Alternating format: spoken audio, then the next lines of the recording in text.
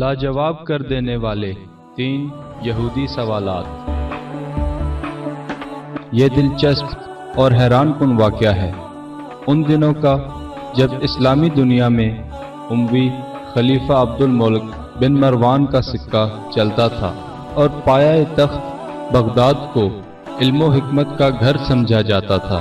جب دشمنان اسلام یہودیوں نے عالم اسلام کو نظریاتی طور پر کمزور کرنے کے لیے بظاہر 3 لاجواب کر دینے والے سوالات دے کر ایک ایسے آدمی کو اسلامی دنیا میں بھیجا جو اعلیٰ طبقہ تک رسائی، بہترین مقررانہ صلاحیتوں اور باروب آواز و شخصیت کا حامل تھا، اس نے پہلے پہل بغداد میں آ کر ایسی بڑی مساجد کا انتخاب کیا جہاں اسے زیادہ سے زیادہ سامعین مل سکتے تھے، اور پھر ان کے سامنے اپنا پہلا سوال رکھا کہ خدا سے پہلے کیا تھا، جس کا جواب نہ تو عام آدمی بلکہ ائمہ مساجد جو بخوبی دینی تعلیم سے آگاہ ہوتے تھے دے سکے۔ مختلف مساجد میں جا کر یہ فتنہ پھیلانے کے بعد اس نے مدارس کا رخ کیا اور ہر کسی کو لاجواب کرتا گیا۔ اس دوران اس سازشی اور چالاک یہودی کی شہرت دربار شاہی تک بھی پہنچ چکی تھی۔ یہودی نے درجہ بدرجہ آگے بڑھتے ہوئے بالآخر دربار خلافت تک بھی رسائی حاصل کر لی اور شاہی علماء کو بھی چیلنج کرتے ہوئے اس سوال کا جواب مانگا، لیکن بدقسمتی سے کوئی بھی عالم دین اس کے سامنے لب کشائی نہ کر سکا۔ خلیفہ عبد الملک بن مروان، جو کہ خود ایک بہت بڑا عالم دین تھا، کو اس واقعہ کا بہت رنج ہوا۔ اس نے اس یہودی کو شاہی مہمان کی حیثیت سے وہاں ٹھہرنے کی دعوت دی اور کہا کہ تمہارے اس قیام کے دوران میں تمہارے 3 سوالوں کے جواب دوں گا۔ یہودی شاید یہی چاہتا تھا، اس نے شاہی دعوت قبول کر لی، جبکہ خلیفہ وقت نے ایسے نامور علماء کی تلاش کا حکم دیا جو اس کے سوالات کا جواب دینے کے متحمل ہو سکتے تھے، لیکن بدقسمتی سے کوئی عالم بھی اس کی توقعات پر پورا نہ اتر سکا اور یکے بعد دیگرے تمام علماء سر جھکائے شکست خوردہ انداز میں واپس چلے گئے۔ خلیفہ عبد الملک اگرچہ تکلیف میں تھا لیکن مایوس نہ ہوا۔ بالآخر ایک دن ایک درباری وزیر نے اسے کہا کہ جہاں پناہ اگر کوفے کے ایک نوجوان عالم کو طلب کیا جائے تو یقین کامل ہے کہ وہ اس یہودی کو لاجواب کر سکے گا۔ عبد الملک مذکورہ آدمی کی عمر جان کر قدرے پریشان ہوا کہ اس قدر جہاں دیدہ علماء جن سوالوں کا جواب نہیں دے سکے ان کا جواب ایک نوجوان کیا دے گا، لیکن مرتا کیا نہ کرتا، نیم دلی سے کہا کہ ٹھیک ہے، اسے بھی آزما لو۔ شاہی اہلکاروں کو کوفہ روانہ کر دیا گیا، جنہوں نے حضرت نعمان بن ثابت، جو کہ بعد ازاں امام ابو حنیفہ کے نام سے مشہور ہوئے، کے دروازے پر دستک دی اور مدعا بیان کیا۔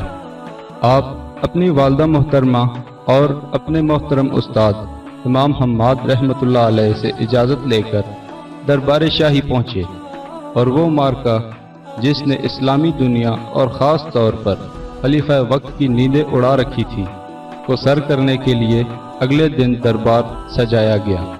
اے کاش وہ قابل دید منظر ہم اور آپ بھی دیکھ سکتے جب وہ یہودی انتہائی تکبر کے ساتھ خلیفہ کے ساتھ کرسی پر براجمان ہوا، اور پھر چند ہی لمحوں کے بعد ایک نورانی چہرے کا حامل ایک نوجوان چپکے سے درباریوں میں آ کر بیٹھ گیا۔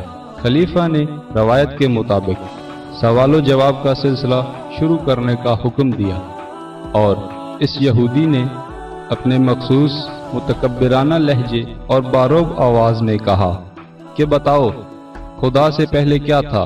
ابھی وہ اتنا ہی کہہ پایا کہ امام ابو حنیفہ رحمۃ اللہ علیہ نے اسے روکتے ہوئے کہا کہ تم مانگنے والے ہو جبکہ میں دینے والا، اور ساتھ ہی خلیفہ سے درخواست کی کہ دینے والے کے منصب کا لحاظ کرتے ہوئے میری نشست کو اس کے ساتھ بدلنے کا حکم دیں۔ خلیفہ نے نہ صرف خوش ہو کر اس یہودی کو عام درباریوں میں جا کر بیٹھنے کا حکم دیا اور آپ کو اس کی نشست سونپ دی، بلکہ آپ کے لہجے کے اعتماد کی بدولت اس کی امیدیں بر آنے لگیں۔ سوال و جواب کا سلسلہ پھر سے شروع ہوا اور اس نے دوبارہ پوچھا کہ مجھے بتایا جائے خدا سے پہلے کیا تھا؟ آپ نے انتہائی اطمینان سے فرمایا کہ اعداد کا شمار کرو، جس پر اس نے گنتی گننا شروع کر دی۔ آپ نے ٹوکا اور فرمایا کہ صحیح شمار کرو۔ اس نے دوبارہ گنتی کی، لیکن آپ نے پھر درستی کا حکم دیا، جس پر اس نے اکتا کر کہا کہ اور کس طرح شمار کروں؟ آپ نے فرمایا کہ ایک سے پہلے شمار کر۔ اس نے کہا کہ ایک سے پہلے تو کچھ بھی نہیں ہوتا۔ تو آپ نے ہنس کر فرمایا کہ ایک سے پہلے پوچھنے والا بے معنی سوال کیوں کرتے ہو؟ اس موقع پر خلیفہ وقت اور درباریوں کی خوشی بھیدنی تھی۔ خلیفہ نے دوسرے سوال کا حکم دیا۔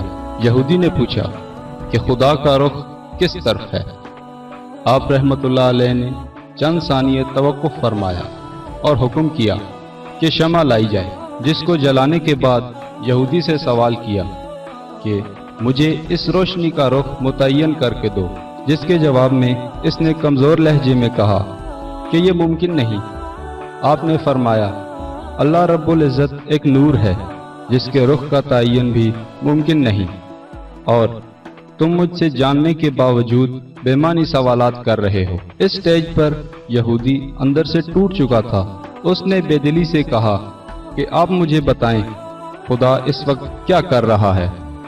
آپ رحمت اللہ علیہ نے ہنس کر فرمایا کہ وہ ایک جہاں دیدہ یہودی دماغ کے حامل شخص کو ایک نوجوان کے سامنے شرمندہ کر رہا ہے، جس پر دربار میں خوشی کی لہر دوڑ گئی اور یوں فتنہ ختم ہو گیا۔